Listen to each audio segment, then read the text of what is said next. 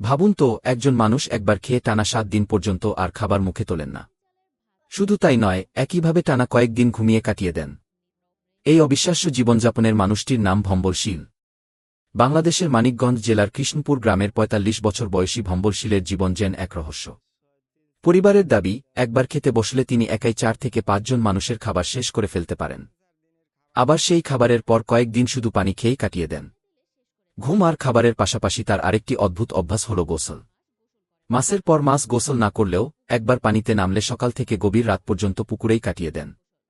এই দৃশ্য দেখতে অনেক সময় আশপাশের মানুষ ভিড় জমায়। কিন্তু ভম্বলের জীবন সবসময় এমন ছিল না। ছোটবেলায় তিনি অন্য সবার মতোই স্কুলে যেতেন এবং বড় হয়ে অনেক পড়াশোনা করার স্বপ্ন দেখতেন।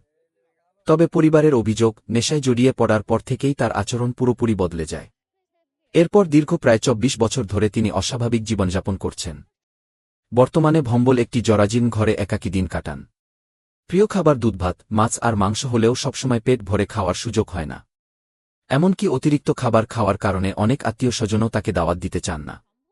স্থানীয়দের মতে, ভম্বল শীল দীর্ঘদিন ধরে একটি জটিল মানসিক সমস্যায় ভুগছেন।